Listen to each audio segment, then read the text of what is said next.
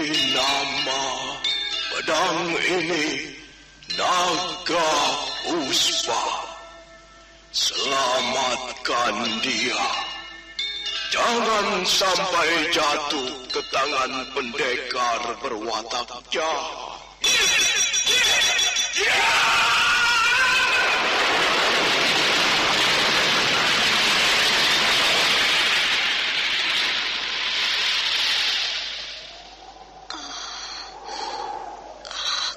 Kakang Kamandanu, kau masih juga tidak percaya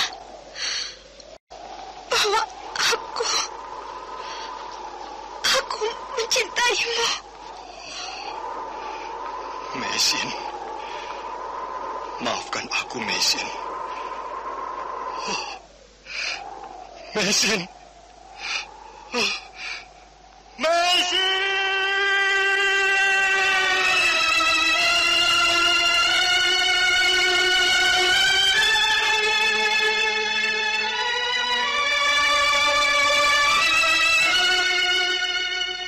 Tutur Tidula.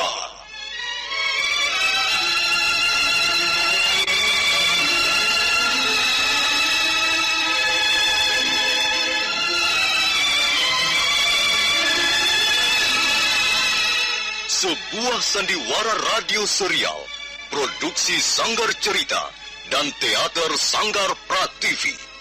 Sebuah kisah dengan latar belakang sejarah runtuhnya Singasari dan berdirinya Kerajaan Majapahit.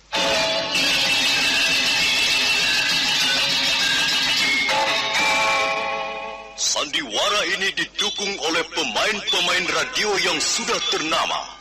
Ferry Fadli, Ivone Rose, dan Eli Ermawati.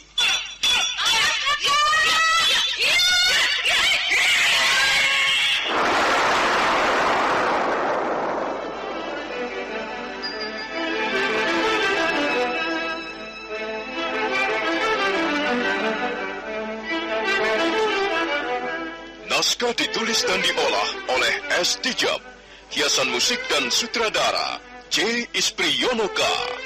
Kali ini mengetengahkan episode ke-15 dengan judul Kisah Seorang Prajurit Pelarian.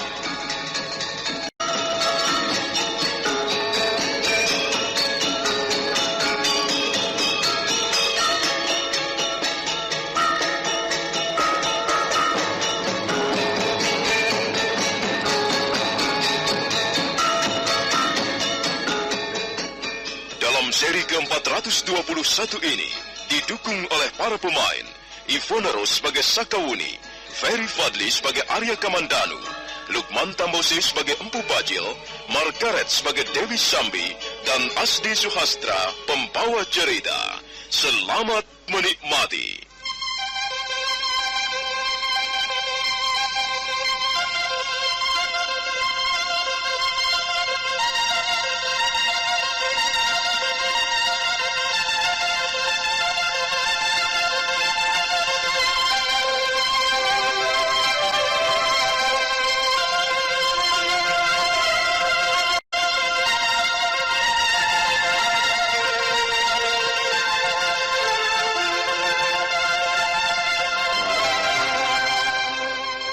Arya Kamandanu baru saja menyelesaikan pertarungan maut melawan Empu Bajil. Dia berhasil mencuri kelengahan Empu Bajil yang sedang dalam keadaan gugup karena pengaruh gaib pedang naga Puspa. Pada saat itulah, Arya Kamandanu menghunjamkan keris Empu Gandring ke dada pendekar cebol dari lereng Tengger. Tapi Empu Bajil tidak seketika binasa. Dia bahkan mengamuk dengan dahsyat, menghantam batu-batuan bukit hingga berguguran. Arya Kamandanu dan Sakawuni buru-buru menuruni lereng bukit, dan mereka bersembunyi di tempat yang aman. Kukira pendekar cebol itu sekarang sedang dalam keadaan sekarat, Kamandanu. Kau telah berhasil melukainya. Iya, benar, Wuni. Tapi dia belum mati. Wah, pertarungan kalian sungguh-sungguh luar biasa. Kalau saja misalnya pendekar cebol itu mampu menguasai pedang naga Puspa, kukira kau akan lebih repot lagi. Dia tidak akan mampu menguasainya, Wuni. Pedang naga Puspa akan menghisap habis tenaganya. Ya, Oh ya, Kamandanu. Lalu bagaimana dengan warangka pedang naga puspa ini? Untuk sementara, bawalah warangka pedang itu. Jangan sampai Dewi Sambi merebutnya dan memberikannya kepada Empu Bajil. Aku masih belum yakin apakah keris Empu Gandring mampu membinasakan pendekar sakti itu. Kukira dia tidak akan mampu bertahan. Iya, dia harus berjuang keras untuk melawan Danu.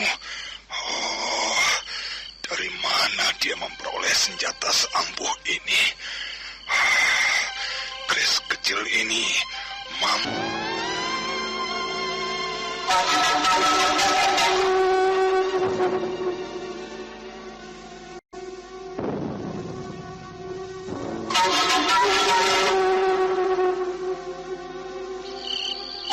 Dewi Sambi bergerak meraih gagang keris Empu Gandring yang menancap erat di dada Empu Bajil.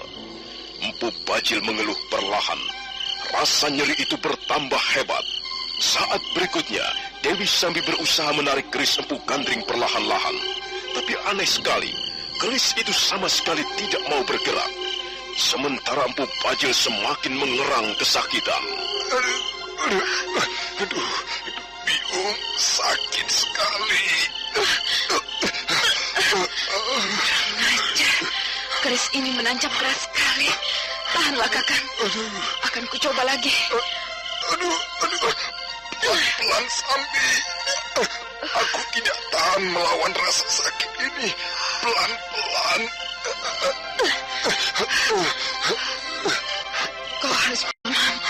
Kau harus mampu menahannya, Kakang. Aku akan segera mencabut keris ini. Aneh sekali. Luar biasa. Keris ini seperti menggigit tulang rusukmu. Dia sama sekali tidak bergerak, Kakang. Sudahlah, Sambi. Barangkali tidak ada gunanya. Sudahlah. Tidak, Kakang. Akan kucoba sekali lagi. Sudah Sambi, sudah sakit sekali.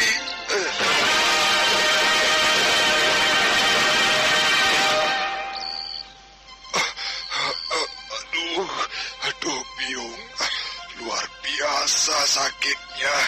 Sudahlah Sambi, jangan kau kutik-kutik lagi gagang keris ini. Sudah, biar sajalah. Lalu bagaimana, Kakang? Lalu bagaimana? Keadaanmu semakin parah. Apa yang harus kulakukan? Katakan, Kakang.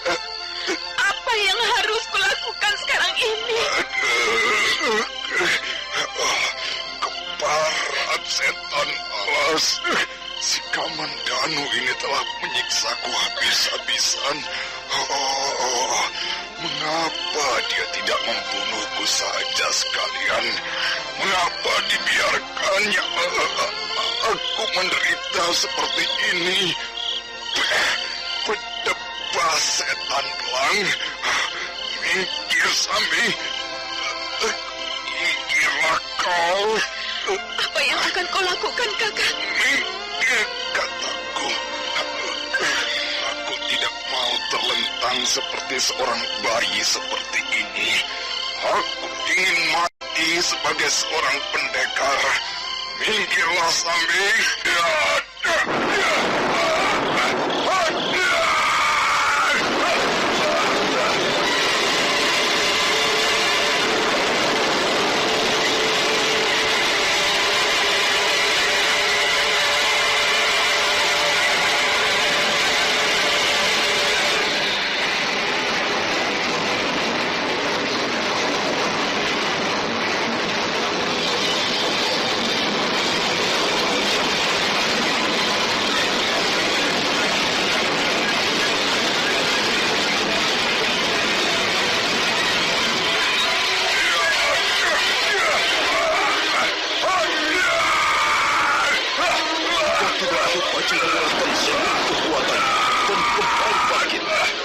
Sambi merasa sangat cemas. Dia menjadi gugup, dia kebingungan, tidak tahu apa yang harus dilakukan. Sementara itu Empu Bajil mengamuk seperti orang gila. Dia membabatkan pedang naga puspa ke kiri dan ke kanan, menghantam dinding-dinding tebing hingga hancur berguguran. Lihat, Buni. Nampaknya pendekar cebol itu masih bertahan hidup. Lihatlah, dia masih mengamuk seperti orang kesurupan. Bukankah kau segera bisa menyelesaikannya, Kamandanu? Hal itu bisa berbahaya sekali, Buni. Lebih baik kita tunggu saja. Kita tunggu sampai kekuatannya benar-benar tersedot habis dan dia menjadi tidak berdaya. Kita tunggu saja di sini.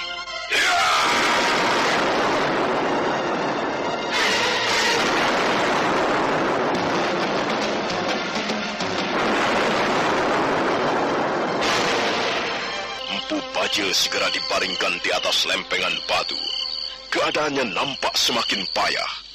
Dari lubang telinga dan lubang hidungnya mengeluarkan cairan darah kental. Rasanya aku mau mati. Aku tidak tahan sampai. Aduh, sakitnya bukan kepala. Sakit sekali rasanya. Baiklah, aku akan mencari perempuan itu.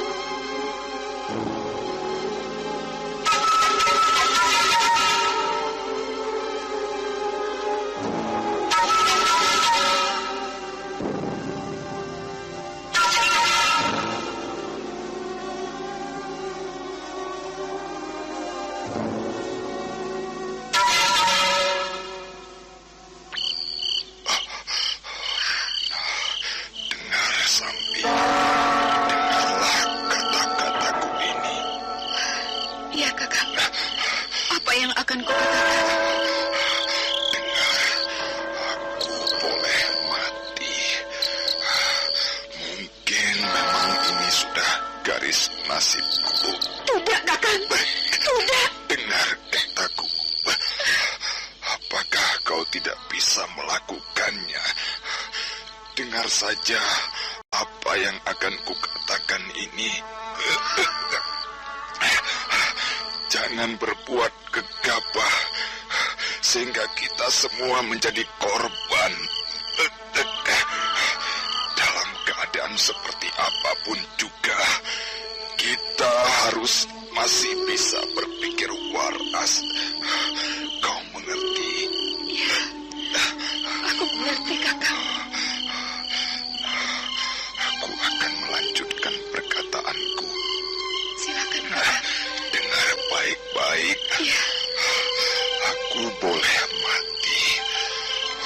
Bajil boleh binasa sekarang. Kau mengerti apa yang kukatakan ini, Sambi? Iya, aku mengerti, Kakang. Tapi, apakah kau sudah tidak mampu bertahan lagi? Aku akan tetap berusaha agar kau bisa bebas dari malapetaka ini, Kang. Tidak, Sambi. Itu tidak perlu kau lakukan. Kukira di dunia ini tidak akan ada seorang tabib yang mampu menyembuhkan lukaku. Tak akan ada yang bisa membebaskan Bajil dari malapetaka ini kecuali maut. Karena itu, Sambi, kau harus berjanji padaku. Berjanjilah dalam hatimu bahwa kau bersedia membalas dendam untukku. Kau tidak perlu mengucapkan janji itu. Cukup kau ucapkan dalam hati saja. Ingat, Sambi, jangan melawan mereka. Itu perbuatan yang sangat bodoh. Kau harus berusaha untuk tetap hidup. Kau harus menyelamatkan bayi itu, anak keturunan kita. Kau harus menyelamatkan darah keturunan Bajil.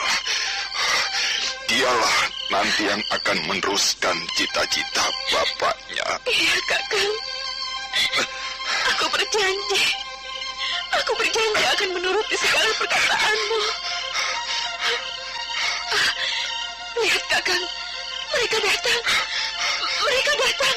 Cepat kau sembunyi. Bersembunyilah di balik bongkahan batu itu.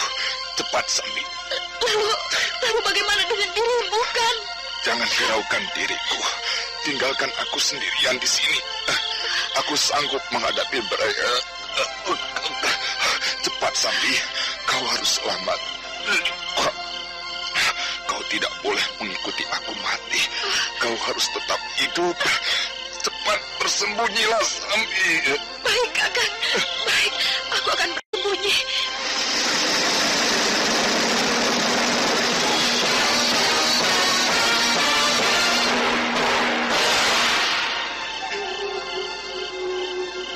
Dewi Sambi segera melompat ke balik bongkahan-bongkahan batu padas. Empu Bajil terlentang sendirian di atas lempengan batu. Dia masih terus merintih-rintih kesakitan. Tak lama kemudian, Arya Kamandanu dan Sakawuni muncul. Mereka langsung menghampiri Empu Bajil yang masih merintih-rintih kesakitan. Demikian melihat kehadiran Arya Kamandanu, pendekar cebol itu segera memaksakan dirinya untuk bangkit. Nah, bagaimanakah kisah selanjutnya? Apa yang akan dilakukan Arya Kamandanu terhadap Empu Bajil? Dan apa yang akan mereka lakukan terhadap Dewi Sambi? Saudara pendengar, silakan menunggu seri berikutnya. Sampai jumpa.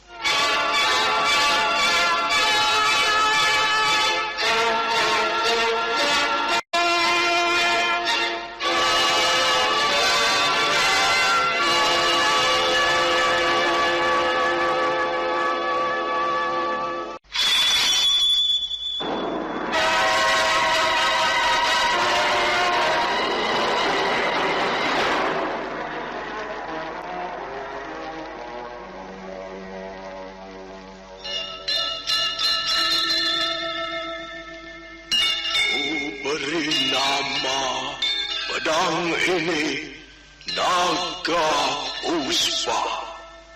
Selamatkan dia.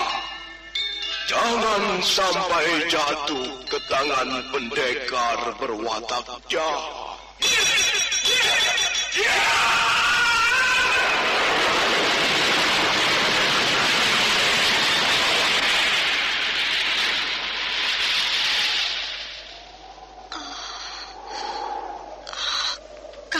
Kamandanu, kau masih juga tidak percaya bahwa aku mencintaimu. Mesin, maafkan aku, Mesin. Mesin. Mesin!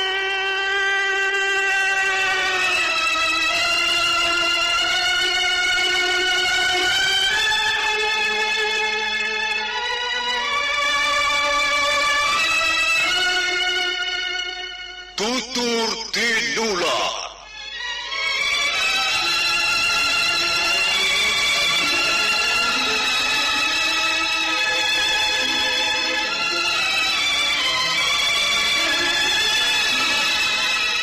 Sebuah sandiwara radio serial, produksi Sanggar Cerita dan Teater Sanggar Prativi. Sebuah kisah dengan latar belakang sejarah runtuhnya Singasari dan berdirinya Kerajaan Majapahit.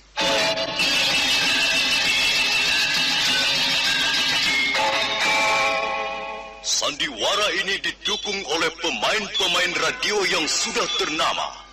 Ferry Fadli, Ivone Rose, dan Eli Hermawati.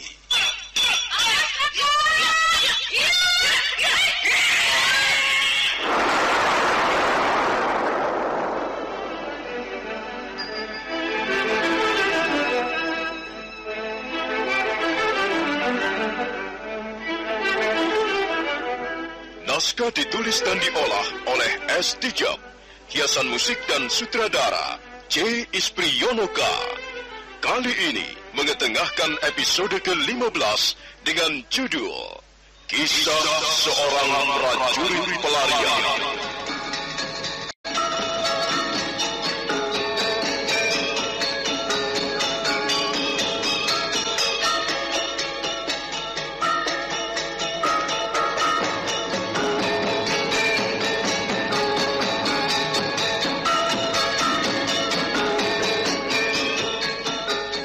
seri yang ke-422 ini didukung oleh para pemain Lukman Tambosi sebagai Empu Bajil, Ferry Fadli sebagai Arya Kamandanu, Ivona Rose sebagai Sakawuni, Margaret sebagai Dewi Sambi, dan Asdi Suhastra pembawa cerita.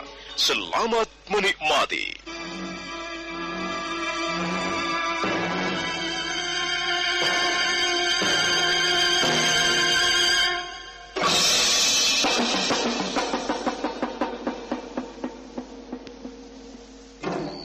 Dewi Sambi segera melompat ke balik gundukan batu-batu padas. Tubuhnya lenyap di telan kegelapan malam. Sementara itu Empu Bajil masih terus merintih perlahan. Telapak tangan kanannya mencengkram pedang naga puspa yang mengeluarkan asap keputih-putihan. Pada saat selanjutnya, Arya Kamandanu muncul diiringi Sakawuni. Melihat kehadiran musuh besarnya, Empu Bajil memaksakan dirinya untuk bangkit.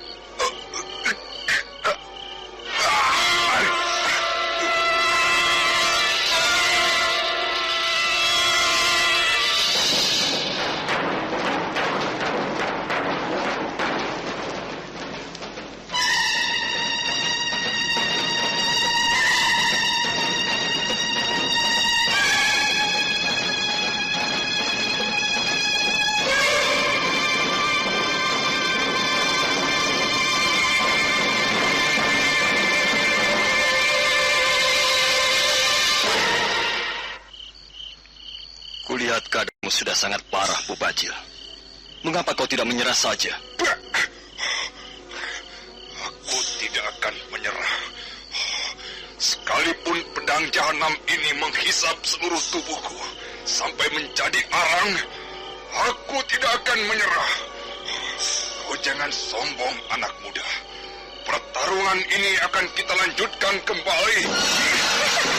Bagaimana kau akan melanjutkan pertarungan, Bu Bajil? Sedangkan untuk berdiri tegak saja kau sudah tidak mampu lagi. Dengar, Bu Bajil. Kalau kau mau menyerah, itu akan lebih baik. Kau akan segera kami bawa ke Majapahit untuk diadili sebagaimana mestinya. Jahanam! Aku bukan pendekar kecoa. Aku bukan pendekar picisan. Aku akan menyerah kalau sudah menjadi mayat. Aku akan menyerah kalau sudah menjadi bangkai. Kalian pikir Empu Bajil ini siapa? Kau adalah seorang pendekar yang tidak beruntung, Bu Bajil. Kau seorang pendekar yang sudah rapuh. Sekarang ini kau tinggal menunggu saat-saat ajalmu. Aku tidak memungkirinya. Barangkali sebentar lagi aku akan binasa. Tapi aku ingin mati sebagaimana seorang pendekar. Aku ingin mati dengan bekal keyakinanku. Biarlah hal ini disaksikan oleh alam, oleh para dewa, oleh arwah-arwah yang gentayangan di seluruh permukaan Bukit Pendem ini. Aku tidak akan menyerah sampai titik darah penghabisan. Nah, marilah. Marilah kita lanjutkan pertarungan. Bersiaplah.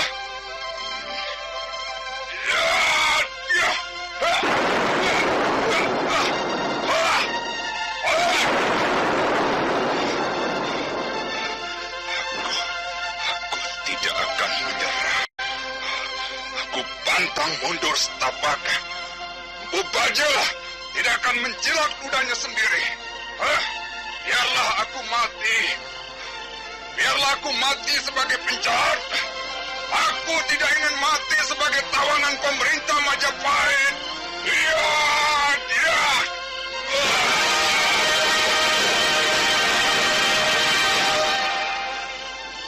Empu Bajil nampaknya masih penasaran.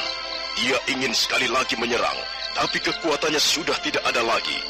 Akhirnya tubuhnya menjadi limbung beberapa saat sebelum kemudian roboh ke tanah basah. Nampaknya dia sudah menemui ajalnya, Kamandanu. Ya, Funi. Nampaknya begitu. Lihatlah. Sebagian tubuhnya hangus. Hal itu disebabkan pengaruh kekuatan gaib pedang naga puspa. Lihat, Kamandanu. Lihat. Apa, Funi? Apa yang kau lihat? Keris itu. Lihatlah. Keris yang menancap di dada Empu Bajil. Oh, aku hampir tidak percaya pada penglihatanku. Keris itu berubah bentuknya. keris itu berubah menjadi sepotong dahan kering.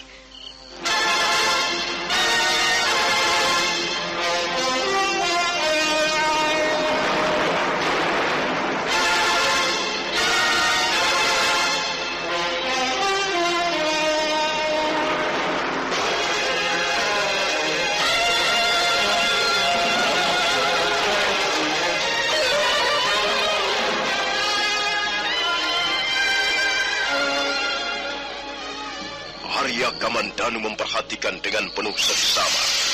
Memang benar apa yang dikatakan Sakawuni. Keris Empu Gandring yang semula menancap di dada Empu Bajil sekarang sudah tidak ada lagi.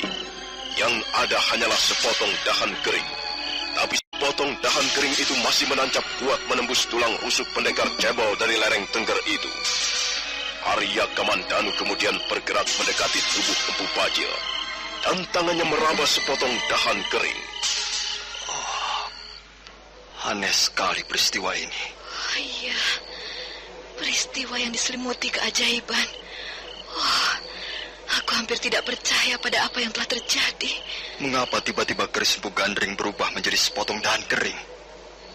Oh, lihat Buni. Warangka keris ini pun sudah berubah menjadi sepotong dahan kering.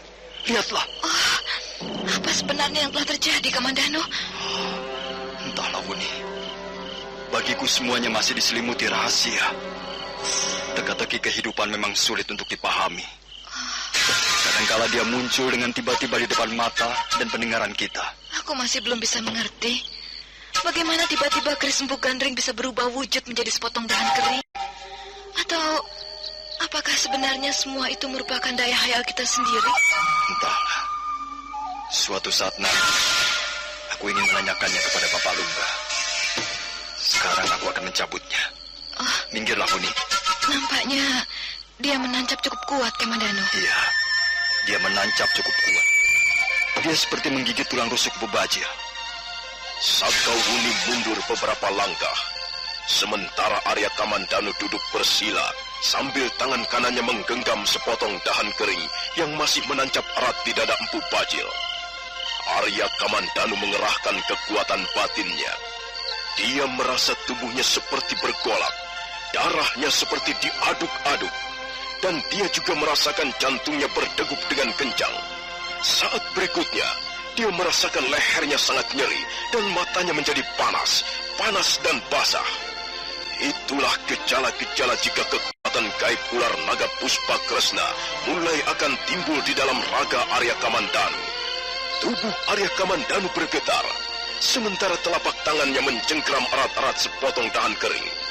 Dan saat berikutnya, Arya Kamandanu menghentakkan sepotong dahan kering itu sekencang-kencangnya.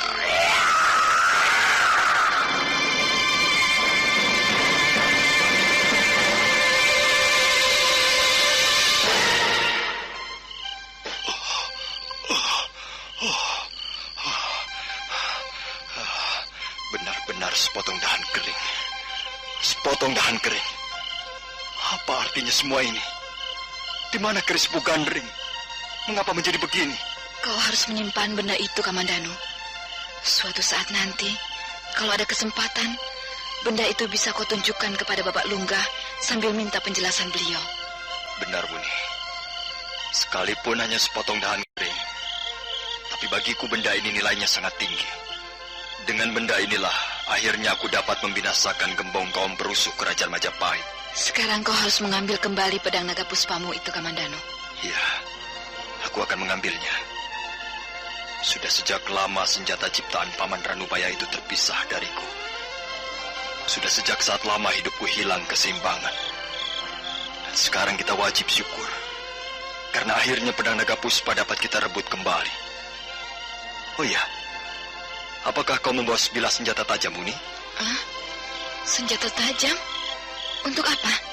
Aku tidak akan bisa mengambil pedang naga puspa tanpa harus mengerat lebih dahulu jari-jari tangannya. Oh, jadi kau akan memotong jari-jari tangan Empu Bajil? Mengerikan sekali. Menyeramkan sekali. Iya, tapi apa boleh buat?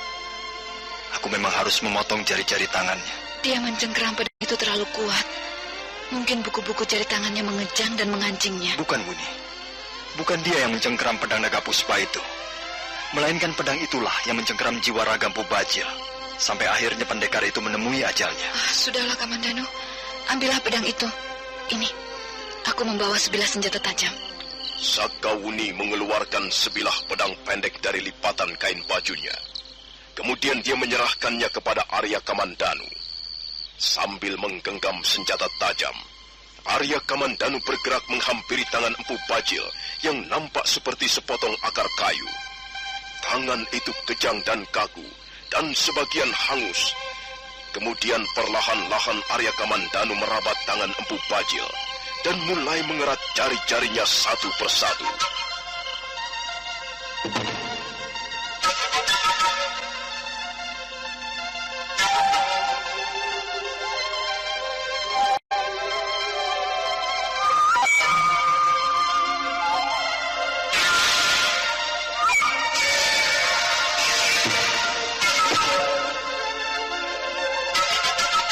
Semula yang dikerat adalah jempol tangannya, kemudian menyusul jari telunjuknya, dan akhirnya jari-jari tangan Empu Bajil habis dikerat satu persatu.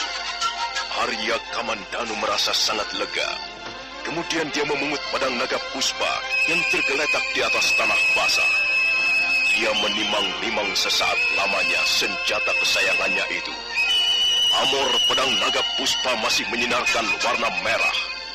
Wajah dan sebagian tubuh Arya Kamandanu ikut berwarna merah. Warna merah itu menyebar ke sekitarnya, menyelinap di balik batu-batuan padas, dan menyiram tubuh Empu Bajil yang sudah menjadi mayat. Apakah sekarang kau merasakan kelainan, Kamandanu? Entahlah ini. Sekarang aku tidak gentar lagi menggenggam pedang naga puspa ini. Sepertinya ada kekuatan yang mendorongku dari belakang. Apakah pedang itu masih mengisap tenagamu? Masih? Aku masih merasakan getaran yang bergejolak dalam tubuh pedang ini. Getaran itu semakin lama semakin kuat. Tapi aku tidak gentar lagi. Sedikit pun aku tidak merasa takut. Aku ingat apa yang pernah dikatakan Mesin. Mesin memperoleh penjelasan dari Pendekar Lo, dan Pendekar Lo memperoleh penjelasan itu dari Paman Ranubaya. Pedang naga puspa ini ibarat seekor binatang buas. Dia masih sangat liar. Dia perlu dijinakkan. Kalau misalnya aku dapat menjinakkan senjata pusaka ini, maka dia tidak akan pernah menggangguku lagi seumur hidup. Dia bahkan akan bisa menjadi temanku, sahabatku, dan juga sifat kandalku atau keyakinanku. Apakah kau sudah tahu cara menjinakkan senjata pusaka itu, Kamandanu? Aku akan mencobanya, Wuni. Nah, mundurlah barang beberapa tindak. Aku akan berusaha menjinakkan keganasan senjata pusaka. Bertahan, berusaha untuk menutup rapat-rapat kekuatan gaib pedang naga puspa. Tubuhnya seketika bergetar dengan hebat, dan bara api pedang naga puspa bagaikan kilat yang berpijaran di udara. Dan saat berikutnya, Arya Kamandanu seperti sedang dalam pertarungan melawan kekuatan yang sangat dahsyat.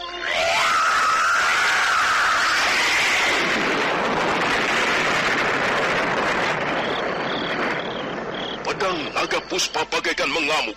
Senjata itu bagaikan hendak menumpahkan seluruh kekuatan yang dimilikinya. Tapi Arya Kamandanu terus berusaha membungkam kekuatan itu dengan tenaga gaib yang diberikan oleh ular naga puspa Kresna. Dan terjadilah benturan dahsyat.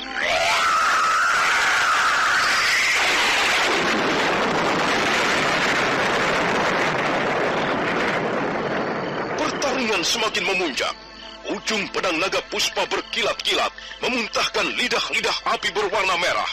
Lidah-lidah api itu menyambar ke sana kemari. Dan suatu ketika, lidah-lidah api itu menerkam sebatang pohon raksasa.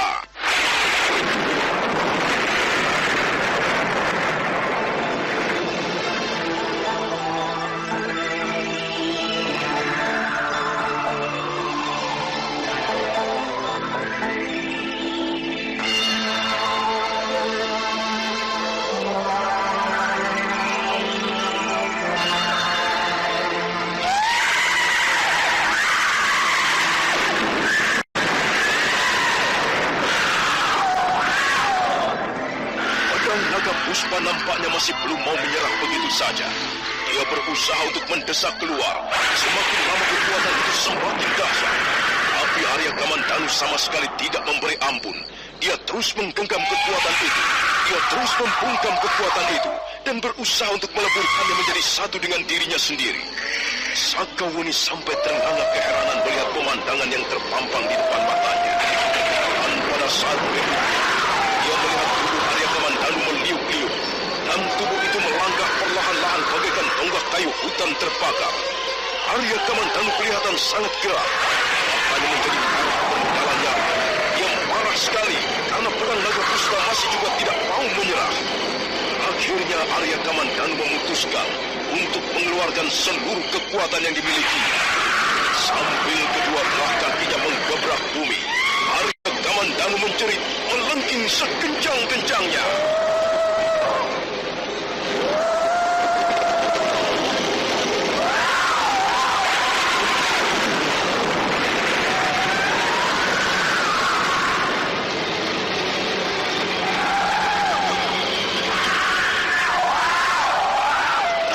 Pertarungan telah selesai, dan nampaknya Arya Kamandanu telah memenangkan pertarungan itu. Memang aneh sekali, benar-benar suatu tontonan keajaiban yang langka. Mendadak pamor pedang naga puspa berubah menjadi berwarna biru. Pamor itu tidak lagi ganas bagaikan binatang rimba. Pamor itu menjadi lebih lunak dan sejuk dipandang mata. Tidak lagi menjadi sesuatu yang sangat mengerikan seperti sebelumnya. Ah, Kamandanu, kau berhasil. Kau berhasil melakukan itu.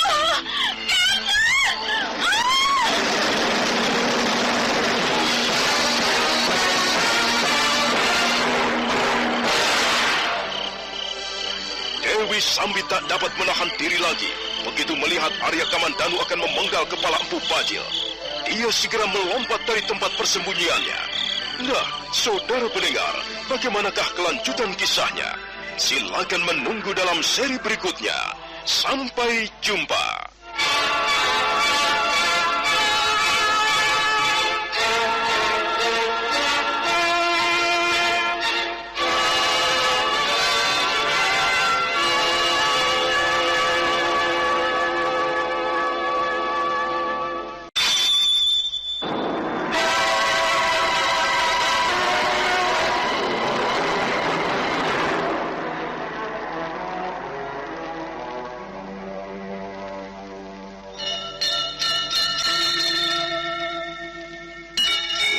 Beri nama pedang ini Naga Puspa. Selamatkan dia. Jangan sampai jatuh ke tangan pendekar berwatak jahat.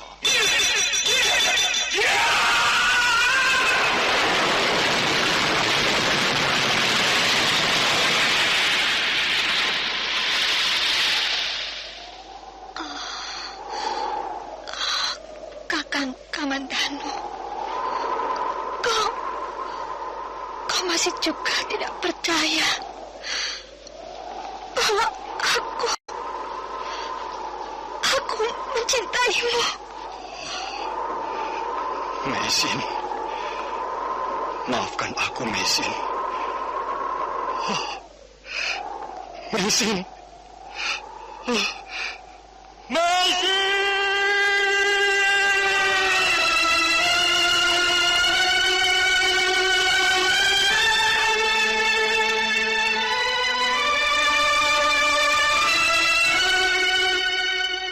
Tutur Tinula.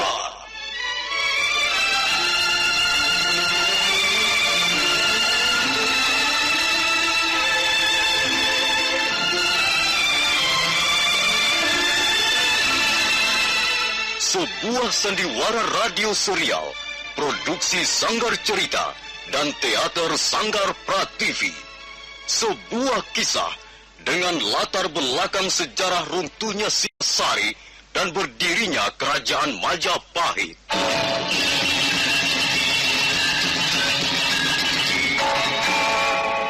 Sandiwara ini didukung oleh pemain-pemain radio yang sudah ternama. Ferry Fadli, Ivone Rose, dan Eli Ermawati.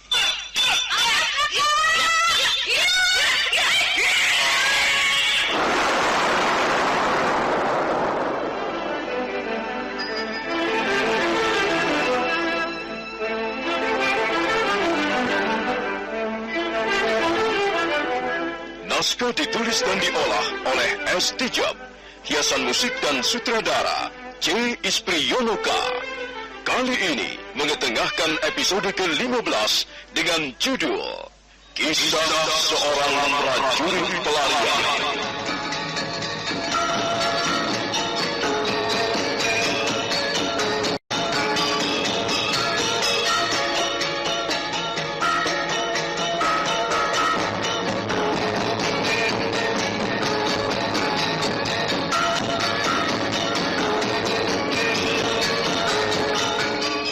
Dalam seri ke-423 ini didukung oleh para pemain Ivana Rose sebagai Sakawuni, Ferry Fadli sebagai Arya Kamandanu, Margaret sebagai Dewi Sambi, dan Asdi Suhastra pembawa cerita. Selamat menikmati.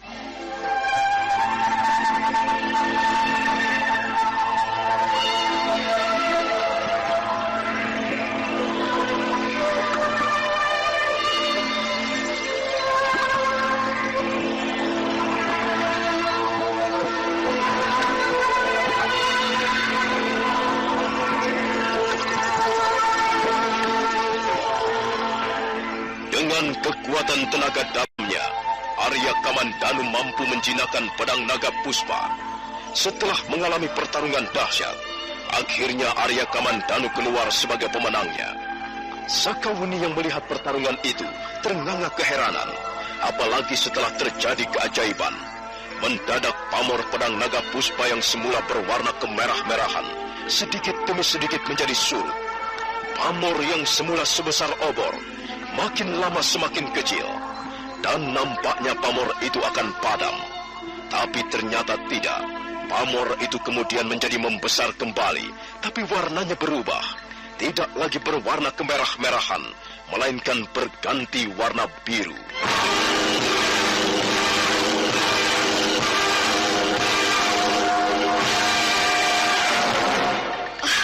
Kau berhasil, Kamandanu. Kau berhasil menjinakkan benda pusaka itu. Iya, aku telah berhasil. Sekarang dia tidak akan menggangguku lagi.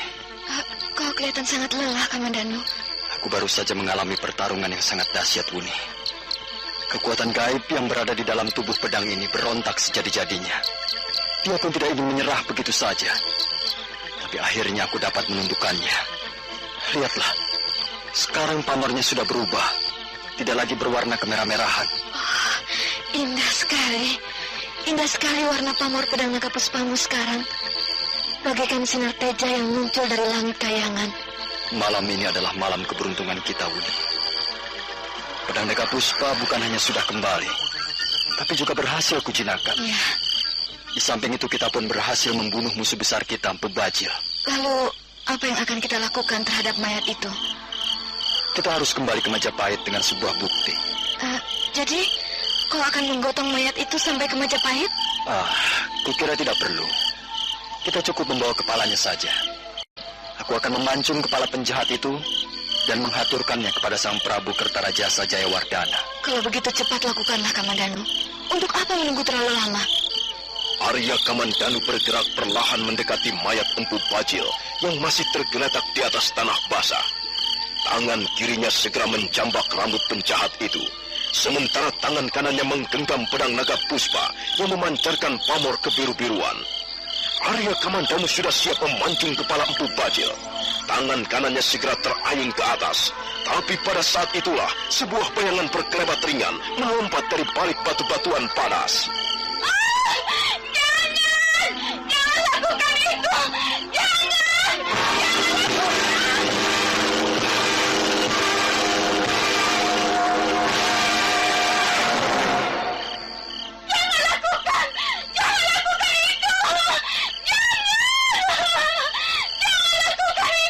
Kamandanu tidak mengacuhkan suara-suara itu.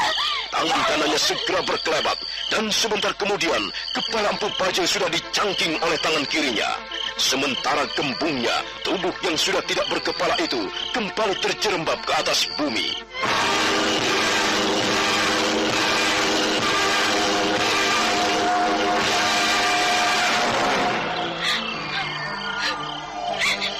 Kakang Bajil. Kakang. Mengapa nasibmu harus sehina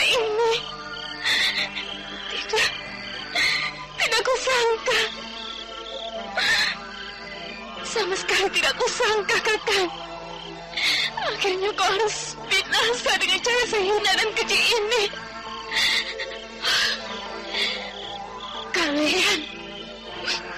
Kalian harus bertanggung jawab atas perbuatan kalian.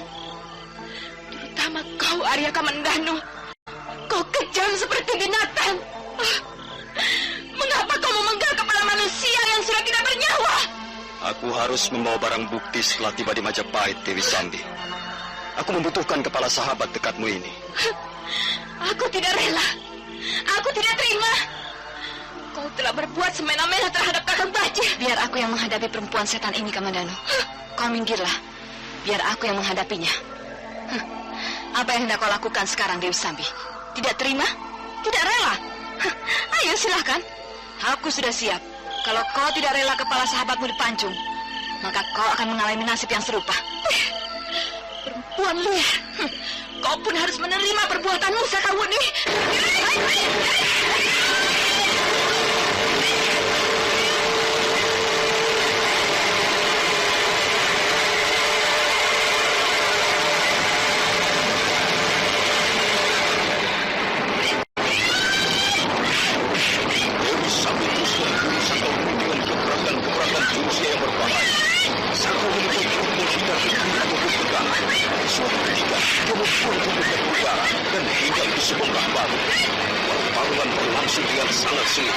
Karena tidak sabar lagi, Sakawuni segera mengeluarkan jurus-jurus angin dengan seribunya.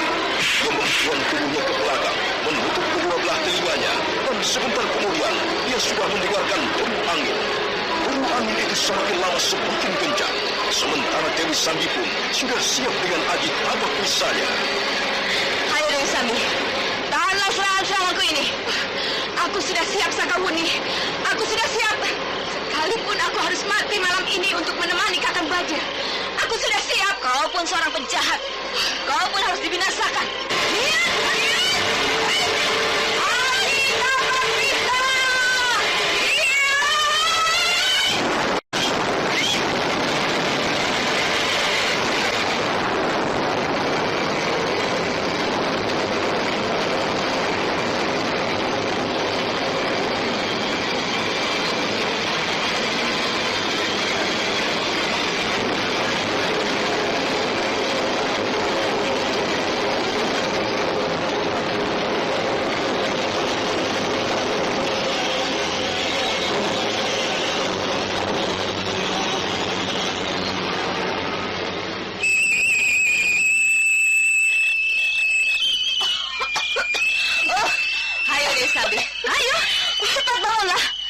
Lanjutkan lagi dengan pukulan-pukulan berikutnya.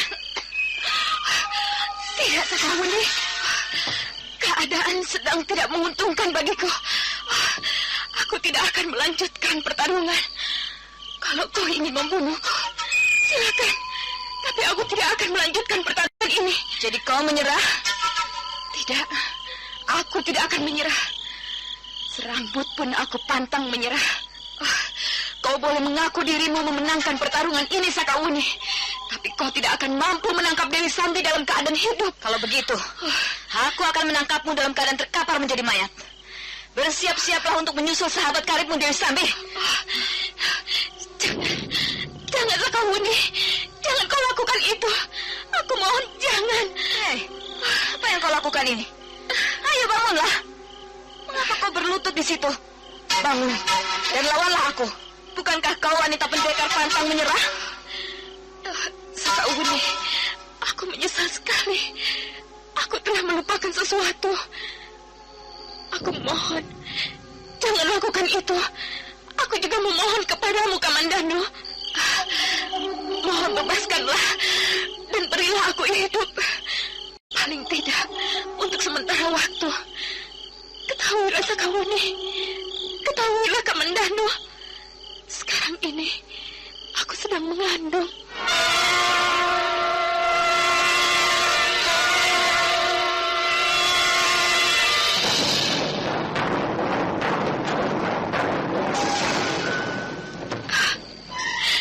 Aku mohon dengan sangat, Sakawuni. Dan kau juga, Kamandanu. Janganlah kau bunuh juga bayi dalam kandunganku ini. Bagiku sendiri tidak ada persoalan menghadapi kematian. Tapi bagaimana dengan bayi dalam kandunganku ini? Kalau begitu, sebaiknya kau menyerah. Dan kami akan membawamu ke Majapahit malam ini juga. Tidak, aku tidak mau. Aku tidak mau menjadi wanita tangkapan. Kalau kalian masih tetap ingin membawa ke Majapahit, biarkanlah aku mati. Biarkanlah aku mati bersama bayiku ini. Ayo, bunuhlah aku. Bunuhlah aku sekarang juga. Kau memang perempuan iblis. Kau memang harus dibinasakan. Kata-katamu tidak bisa dipegang. Omonganmu berputar-putar. Dan kau tidak menepati janji. Tunggu dulu. Apa benar sekarang ini kau sudah mengandung Dewi Sambi?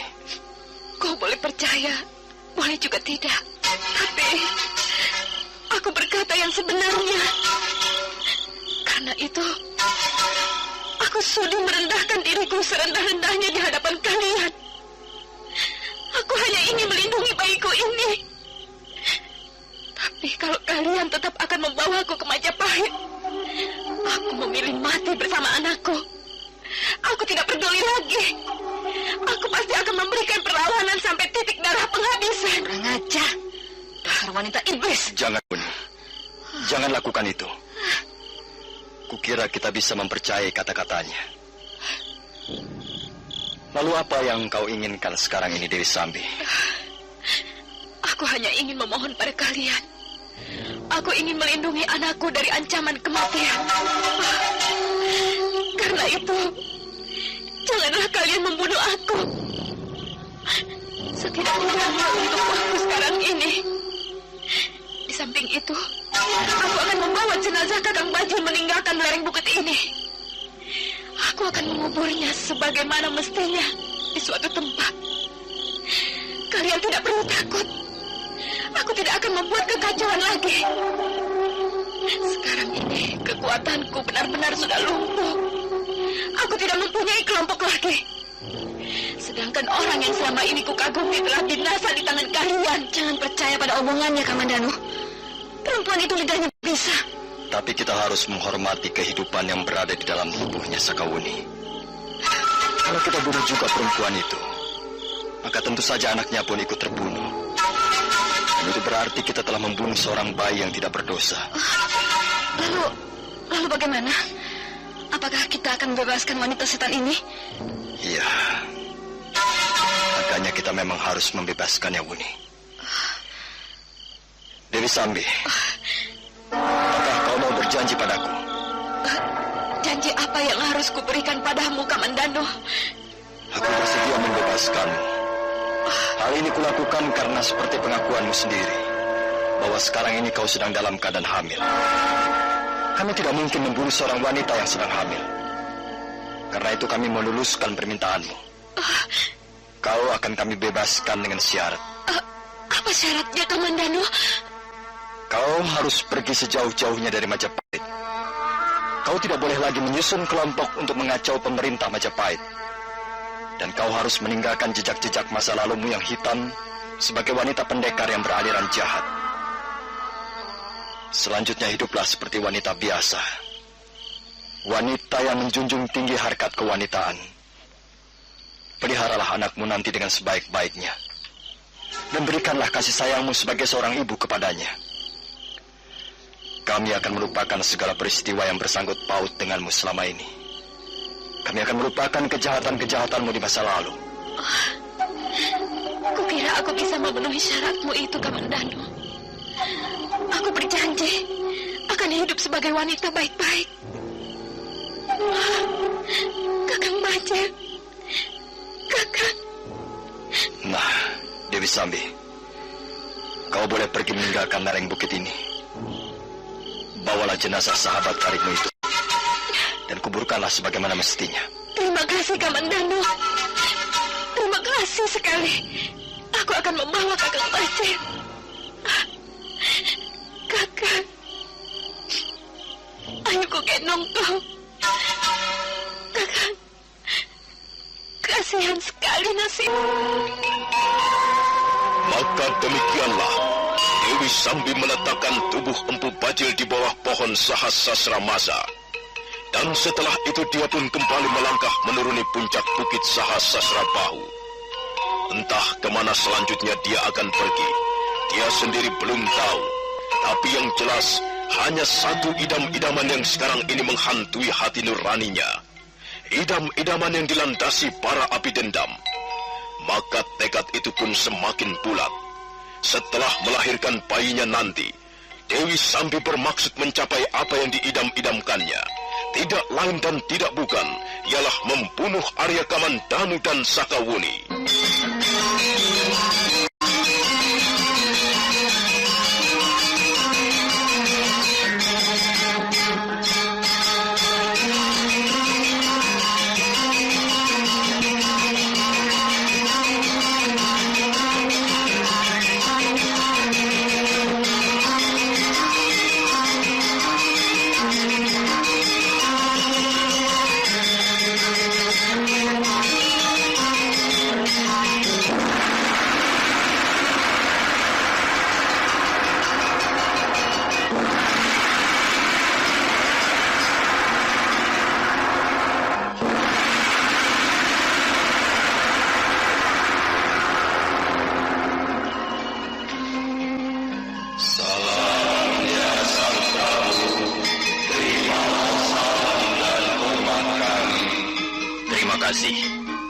Terima kasih atas salam dan hormat kalian. Sekarang, marilah kita mulai membahas segala sesuatu yang menyangkut kesejahteraan negeri kita. Negeri Majapahit tercinta. Kulihat, sekarang ini Arya Kamandanu dan Sakawuni ikut hadir di Balai Paseban Agung ini. Apakah ada sesuatu yang hendak kalian laporkan kepadaku dan kepada hadirin semuanya? Ampun Gusti Prabu. Hamba memang ingin melaporkan perihal tugas yang selama ini hamba laksanakan demi ketentraman pemerintah Majapahit. Apakah kau sudah berhasil menumpas kaum perusuh Kamandanu? Berkat doa restu Gusti Prabu dan berkat izin dari para dewa yang memerintah langit dan bumi, hamba berhasil menjalankan tugas dengan sebaik-baiknya. Bagus. Syukurlah kalau begitu. Jadi kau sudah berhasil menumpas kaum perusuh. Apakah kau dapat membuktikannya, Kamandanu? Ampun Gusti Prabu. Hamba akan melaporkan jalannya peristiwa dari permulaannya. Arya Kamandanu kemudian membeberkan jalannya peristiwa penumpasan kaum perusuh yang dipimpin oleh gembong perusuh Empu Bajil dan Dewi Sambi. Dan setelah selesai membeberkan segala sesuatunya yang pantas untuk dilaporkan, Arya Kamandanu mengulurkan sebuah bungkusan yang terbuat dari lembaran-lembaran daun talas hutan. Bungkusan apakah itu, Kamandanu? Coba Paman Ramapati, tolong bawalah bungkusan itu mendekat.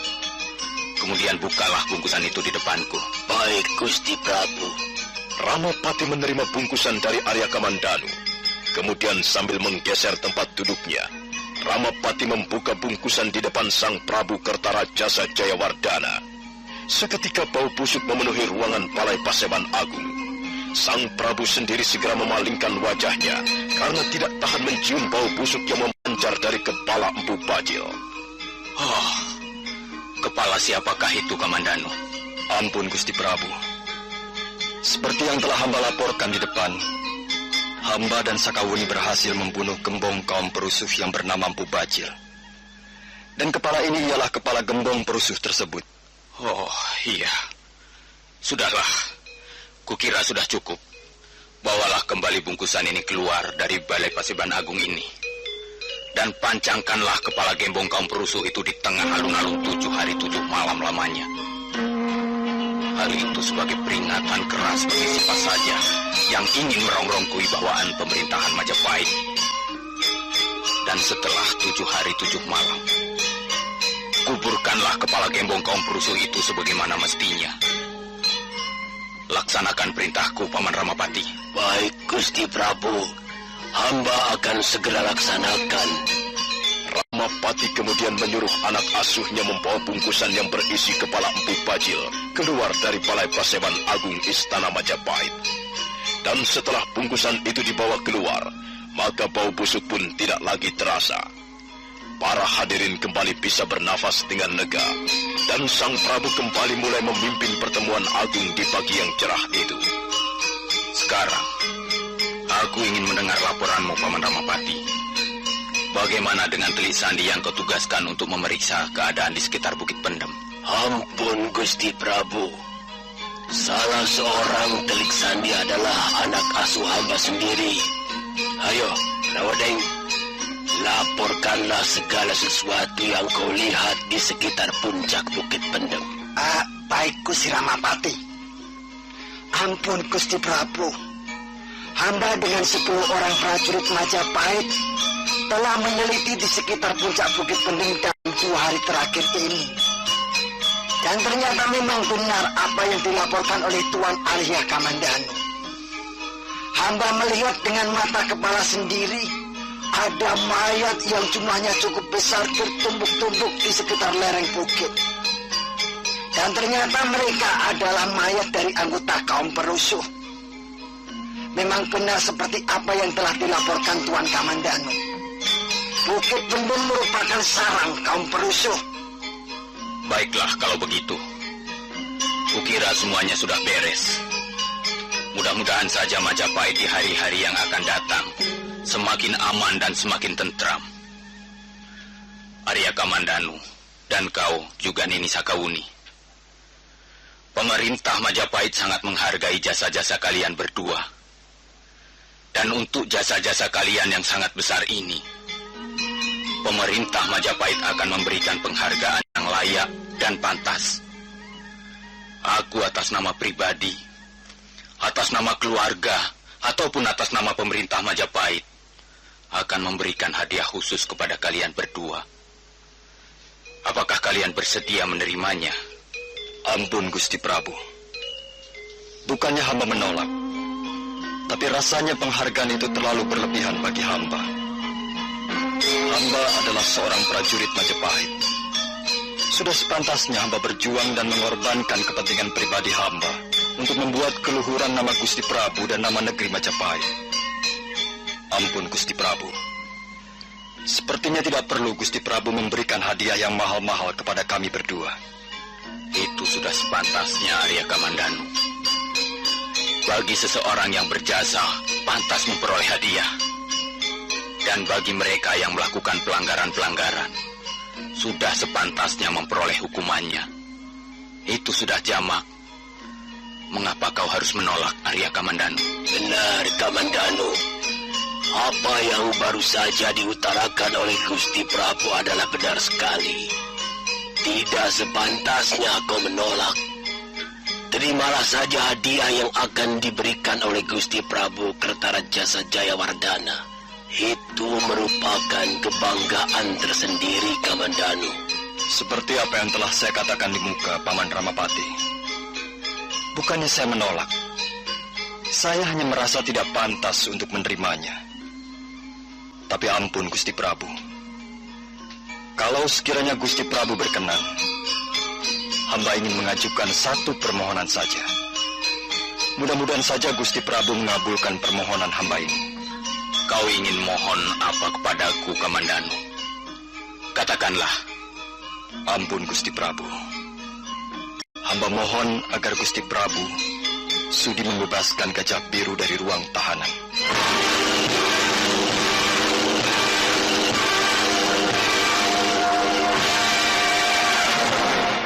Begitu selesai mengucapkan kata-katanya, Arya Kamandanu menundukkan wajahnya ke lantai Paseban Agung. Demikian pula Sakawuni. Sementara Sang Prabu Kertarajasa Jayawardana tidak memberikan jawaban. Para hadirin saling memandang, tapi tidak seorang pun yang mengeluarkan kata-kata. Nah, saudara pendengar, bagaimanakah kisah selanjutnya? Silakan menunggu seri berikutnya. Sampai jumpa.